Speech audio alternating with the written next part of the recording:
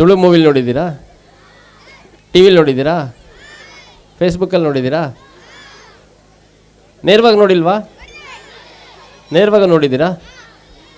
So ಎಲ್ಲ ಸೇಫಾಗಿ traffic rules follow ಮಾಡ್ತೀರಲ್ಲ? ಜೋರಾಗಿ ಹೇಳ್ಬೇಕು, ನೀವು ಹೇಳೋದು ಇಡೀ ಮಂಗಳೂರಿಗೆ ಕೇಳಬೇಕು. ಬಾ. ಮತ್ತು ಮಕ್ಕಳು ಮುಖ್ಯವಾಗಿ ಈ ದೇಶದ ಭವಿಷ್ಯ, ವಿದ್ಯಾರ್ಥಿಗಳು, ಯುವಕ ಯುವತಿಯರೇನಿದ್ದಾರೆ, ಈ ದೇಶದ ಭವಿಷ್ಯ ನಿಮ್ಮ ಕೈಲಿರುವಂಥದ್ದು.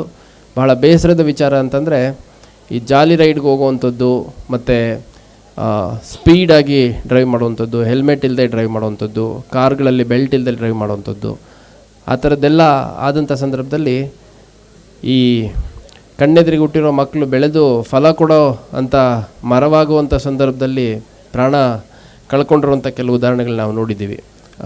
ನನಗೂ ಕೂಡ ದೂರದ ಸಂಬಂಧಿ ಆಗಬೇಕಾಗಿದ್ದಂಥ ಒಂದು ಹುಡುಗ ಕಣಚೂರು ಮೆಡಿಕಲ್ ಕಾಲೇಜಲ್ಲಿ ಇಂಟರ್ನ್ಶಿಪ್ ಮಾಡುವಂಥ ಸಂದರ್ಭದಲ್ಲಿ ಆಕ್ಸಿಡೆಂಟಾಗಿ ಮೃತ ಹೊಂದ್ತಾನೆ. ಅದೇ ರೀತಿ ಇತ್ತೀಚೆಗೆ ಒಂದು ಇಂಜಿನಿಯರಿಂಗ್ ಮುಗಿಸಿ ಒಂದು ಫಾರಿನ್ ಕಂಪ್ನಿಲಿ ವಿದೇಶದಲ್ಲಿ ಉದ್ಯೋಗ ಅವಕಾಶ ಇದ್ದಂಥ ಒಬ್ಬ ವ್ಯಕ್ತಿ ಆಕ್ಸಿಡೆಂಟಲ್ಲಿ ಮೃತ ಹೊಂದ್ತಾನೆ. ಮತ್ತು ಕೆಲವು ಸಂದರ್ಭದಲ್ಲಿ ಕೇವಲ ನಮ್ಮ ವೈಯಕ್ತಿಕ ಅಜಾಗರೂಕತೆ ಅಥವಾ ಅತಿವೇಗ ಅಷ್ಟೇ ಅಲ್ಲ, ಇತರರ ಅಜಾಗರೂಕತೆ ಮತ್ತು ಅತಿವೇಗದಿಂದ ಪ್ರಾಣ ಆಹುತಿಯಾಗುವಂಥದ್ದನ್ನು ನಾವು ನೋಡಿದ್ದೀವಿ. ಸ್ವಲ್ಪ ದಿನಗಳ ಕೆಳಗೆ ಒಂದು ಡಿವೈಡರ್ ದಾಟಿ ಬಂದು ಒಂದು ಹೆಣ್ಮಗಳ ಮೇಲೆ ಒಂದು ಕಾರ್ ಹತ್ತಿಸಿದ ಹಿನ್ನೆಲೆಯಲ್ಲಿ ಆ ಹೆಣ್ಮಗಳು ಮೃತ ಹೊಂದಿದ್ದಂಥದ್ದನ್ನು ಕೂಡ ನಾವು ನೋಡಿದ್ವಿ. ಹಂಗಾಗಿ ಎಷ್ಟು ಸುರಕ್ಷಿತವಾಗಿ ನಾವು ರಸ್ತೆ ಮೇಲೆ ಹೋಗ್ಲಿಕ್ಕಾಗುತ್ತೆ ಮತ್ತು ನಮ್ಮನ್ನು ನಾವು ಕಾಪಾಡ್ಕೊಳ್ಲಿಕ್ಕೆ ಎಷ್ಟು ಸಾಧ್ಯ ಆಗುತ್ತೋ ಅಷ್ಟೆಲ್ಲ ಕ್ರಮಗಳನ್ನು ಕೈಗೊಳ್ಳಬೇಕು ಅನ್ನುವಂಥದ್ದು ನಾನು ಈ ಸಂದರ್ಭದಲ್ಲಿ ಹೇಳಲಿಕ್ಕೆ ಇಷ್ಟಪಡ್ತೇನೆ.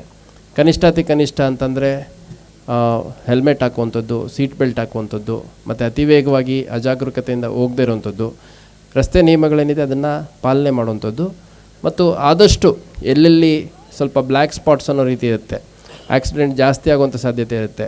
ಫಾರ್ ಎಕ್ಸಾಂಪಲ್ ಕಂಟಿನ್ಯೂಸ್ ಒಂದು ಸ್ಟ್ರೆಚ್, ಒಂದು 2-3 ಕಿಲೋಮೀಟರ್ ಸ್ಟ್ರೆಚ್ ಇರುತ್ತೆ. ಆ ಸ್ಟ್ರೆಚ್ಚಲ್ಲಿ ಅತ್ಯಂತ ವೇಗವಾಗಿ ನಾವು ಆ ಡಿಸ್ಟೆನ್ಸ್ ಕವರ್ ಮಾಡಬೇಕು ಅನ್ನುವಂಥದ್ದು ಕೆಲವರು ಮಾಡ್ತಾರೆ. ಸ್ವಲ್ಪ ಯಾವುದೇ ಒಂದು ಜಾಗಕ್ಕೆ ಹೋಗಬೇಕಾದ್ರೆ, ಆಫೀಸ್ಗೆ ಹೋಗಬೇಕಾದ್ರೆ, ಶಾಲೆಗೆ ಕಾಲೇಜಿಗೆ ಹೋಗಬೇಕಾದ್ರೆ ಒಂದು 5 ನಿಮಿಷ ಬೇಗ ಬಿಟ್ಟರೆ ಯಾರ್ದೇನು ಮನೆಯಲ್ಲಿ ಬೇಡ ಅನ್ನಲ್ಲ.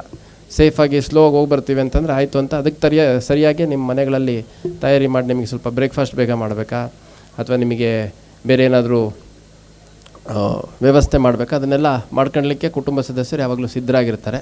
ಮತ್ತು ಬರುವಂಥ ಸಂದರ್ಭದಲ್ಲೂ ಕೂಡ ಕ್ಲಾಸ್ ಬಿಟ್ಟು ಅಥವಾ ಕಾಲೇಜ್ ಬಿಟ್ಟು ಅಥವಾ ಎಲ್ಲಿಗೆ ಹೋಗಿರ್ತೀರ ಅಲ್ಲಿಂದ ತುಂಬ ಫಾಸ್ಟಾಗಿ ಬರುವಂಥದ್ದು ಮಾಡಬಾರ್ದು. 5-10 ನಿಮಿಷದಲ್ಲಿ ಯಾವುದು ತಲೆ ಹೋಗೋದಿಲ್ಲ, ಯಾರ್ದು ಮನೆ ಹಾಳಾಗೋದಿಲ್ಲ, ಏನೂ ಆಗೋದಿಲ್ಲ. ಆದರೆ ಅಜಾಗರೂಕತೆ ಮತ್ತು ಅತಿವೇಗದಿಂದ ಏನಾದರೂ ದುರಂತಗಳಾದರೆ ಆ ಕುಟುಂಬನೇ ಇರ್ರಿಪೇರಬಲ್ ಲಾಸ್ ಆಗುತ್ತೆ ಅಂತ ಈ ಸಂದರ್ಭದಲ್ಲಿ ನಾನು ಹೇಳಲಿಕ್ಕೆ ಇಷ್ಟಪಡ್ತೇನೆ. ಟ್ರಾಫಿಕ್ ಅವೇರ್ನೆಸ್ಸಲ್ಲಿ ಮಾಧ್ಯಮದವ್ರದ್ದು ಬಹಳ ದೊಡ್ಡ ಪಾತ್ರ ಇರುತ್ತೆ. ಸಾಕಷ್ಟು ಜನ ತಮ್ಮ ಜವಾಬ್ದಾರಿಯನ್ನು ನಿರ್ವಹಿಸ್ತಾರೆ ಕೂಡ. ಪ್ರಜ್ಞಾವಂತರ ಪ್ರಜೆಗಳು ಯಾರಿದ್ದಾರೆ ಅವರಲ್ಲಿ ಮಾಧ್ಯಮದವರು ಒಂದು ಕ್ರೀಮಿ ಲೇಯರ್ ಅಂತ ಹೇಳ್ಬೋದು. ಯಾಕೆಂದರೆ ಸೊಸೈಟಿಲಿ ಏನು ನಡೀತಾ ಇದೆ, ನಮ್ಮ ಮಂಗಳೂರಲ್ಲಿ ಏನು ನಡೀತಾ ಇದೆ ಅನ್ನೋಂಥದ್ರ ಬಗ್ಗೆ ಸಂಪೂರ್ಣ ಮಾಹಿತಿ ಇರುತ್ತೆ. ಅವ್ರುಗಳು ಕೂಡ ಇನ್ನೂ ಹೆಚ್ಚು ಜಾಗೃತಿ ಮೂಡಿಸುವಂಥ ಕೆಲಸವನ್ನು ತಮ್ಮ ಪ್ಲ್ಯಾಟ್ಫಾರ್ಮ್ಸಲ್ಲಿ ಮಾಡಬೇಕು ಅನ್ನುವಂಥದ್ದು. ಮತ್ತು ಸೋಷಿಯಲ್ ಮೀಡಿಯಾಗಳಲ್ಲಿ ಈ ಒಂದು ಜಾಗೃತಿ ಸ್ವಲ್ಪ ದೊಡ್ಡ ಮಟ್ಟದಲ್ಲಿ ಆದರೆ ಡೆಫಿನೆಟ್ಲಿ ನಮ್ಮ ಪ್ರಯತ್ನ ಒಂದಾದರೂ ಜೀವ ಉಳಿಸ್ಲಿಕ್ಕೆ, ಒಂದಾದರೂ ಅಪಘಾತ ತಪ್ಪಿಸ್ಲಿಕ್ಕೆ, ಒಬ್ಬನಾದರೂ ಇಂಜುರಿಯಾಗಿ ಆಸ್ಪತ್ರೆಗೆ ಸೇರುವಂಥದ್ದು ತಡಿಲಿಕ್ಕೆ ಸಾಧ್ಯ ಆಯಿತು ಅಂದರೆ ನಮ್ಮ ಕೆಲಸಕ್ಕೆ ನಿಜವಾದ ಸ್ಯಾಟಿಸ್ಫ್ಯಾಕ್ಷನ್ ಸಿಗುತ್ತೆ ಅಂತ ಈ ಸಂದರ್ಭದಲ್ಲಿ ಹೇಳಕ್ಕೆ ಇಷ್ಟಪಡ್ತೇನೆ. ಗೀತಾ, ಎಷ್ಟು ಪ್ರೈಸಸ್ ಇಟ್ಟಿದ್ದೀರಿ? ಹಾಂ, ಎಲ್ಲರಿಗೂ ಆಲ್ ಪಾರ್ಟಿಸಿಪೆಂಟ್ಸು. Okay, 60 prizes. ಇದು ಡ್ರಾಯಿಂಗ್ ಎಷ್ಟು ಪ್ರೈಸ್ ಇಟ್ಟಿದ್ದೀರಿ? ಡ್ರಾಯಿಂಗಿಗೆ 30 ಪ್ರೈಸಾ? ಹೆಂಗೆ 30 ಪ್ರೈಸು? ಅಂದರೆ ಏನು ಕ್ಯಾಟಗರಿ ಅದು? ಓಕೆ, ಆಯಿತು. ಒಂದು 10 ಟಾಪ್ 10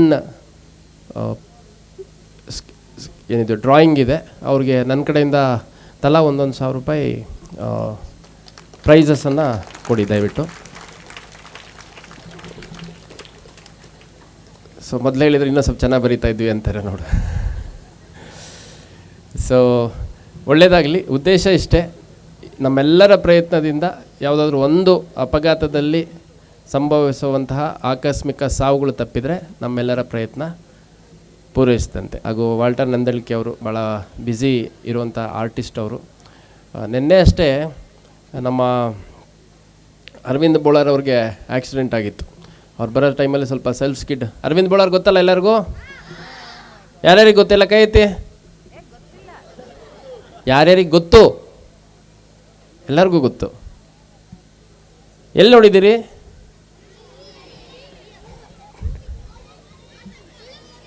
ತುಳು ಮೂವಿಲಿ ನೋಡಿದ್ದೀರಾ? ಟಿ ವಿಲಿ ನೋಡಿದ್ದೀರಾ?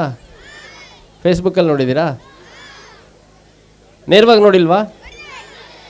ನೇರವಾಗಿ ನೋಡಿದ್ದೀರಾ? ಯಾವ ಸ್ಕೂಲ್ ನಿಂದು?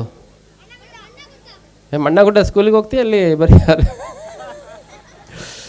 ಓಕೆ, ಭಾಳ ಸಂತೋಷದ ವಿಚಾರ ಅಂತಂದರೆ ಈ ದಕ್ಷಿಣ ಕನ್ನಡ ಜಿಲ್ಲೆಯಲ್ಲಿ ನಾನು ವಿಶೇಷವಾಗಿ ಗಮನಿಸಿರೋಂಥದ್ದು ಸರ್ಕಾರಿ ಶಾಲೆಗಳೇನಿದೆ, ಸರ್ಕಾರಿ ಶಾಲೆಗಳಲ್ಲಿ ಅತ್ಯಂತ ಪ್ರತಿಭಾನ್ವಿತ ಮಕ್ಕಳು ತಮ್ಮ ವಿದ್ಯಾಭ್ಯಾಸವನ್ನು ಪಡ್ಕೊತಿರುವಂಥದ್ದು. ಮತ್ತು ಭಾಳಷ್ಟು ಜನ ಪೋಷಕರು ಸರ್ಕಾರಿ ಶಾಲೆಯಲ್ಲೇ ನಮ್ಮ ಮಕ್ಕಳನ್ನು ಸೇರಿಸಬೇಕು ಅನ್ನುವಂಥ ಒಂದು ಭಾವನೆಯನ್ನು ಇಟ್ಕೊಂಡಿರುವಂಥದ್ದು. ಅದೇ ರೀತಿ ಯಾವುದೇ ಒಂದು ಖಾಸಗಿ ಶಾಲೆಗೆ ಕಡಿಮೆ ಇಲ್ಲ ಅನ್ನೋ ರೀತಿಯಲ್ಲಿ ಶಿಕ್ಷಕರು ಇಲ್ಲಿ ವಿದ್ಯಾಭ್ಯಾಸವನ್ನು ಕೊಡ್ತಿರುವಂಥದ್ದು. ಅದೇ ರೀತಿ ಮಂಗಳೂರು ಒಂದು ಶಿಕ್ಷಣ ಕಾಶಿ. ಈ ಶಿಕ್ಷಣ ಕಾಶಿಯಲ್ಲಿ ಯಾವುದೇ ಒಂದು ಮಗು ಅಥವಾ ವಿದ್ಯಾರ್ಥಿದು ಆಕಸ್ಮಿಕವಾಗಿ ಅಪಘಾತಗಳಲ್ಲಿ ಪ್ರಾಣ ಹೋಗಬಾರ್ದು, ಅವ್ರಿಗೆ ಇಂಜುರಿ ಆಗಬಾರ್ದು ಅನ್ನೋ ಕಾರಣಕ್ಕೆ ನಮ್ಮ ಪ್ರಯತ್ನ ಮುಂದುವರಿಯುತ್ತೆ. ಈ ಒಂದು ಕಾರ್ಯಕ್ರಮಕ್ಕೆ ನನಗೆ ಆಹ್ವಾನಿಸಿದ್ದಕ್ಕೆ ಮತ್ತು ಮಾತನಾಡಲಿಕ್ಕೆ ಅವಕಾಶ ಕೊಟ್ಟಿದ್ದಕ್ಕೆ ನಮ್ಮ ಇಲಾಖೆ ಎಲ್ಲ ಆಯೋಜಕರಿಗೂ ಮತ್ತು ಇಲ್ಲಿ ನೆರೆದಂಥ ಎಲ್ಲರಿಗೂ ನನ್ನ ಧನ್ಯವಾದಗಳನ್ನ ಅರ್ಪಿಸಿ ನಾನು 2 ಮಾತು ಮುಗಿಸ್ತೀನಿ.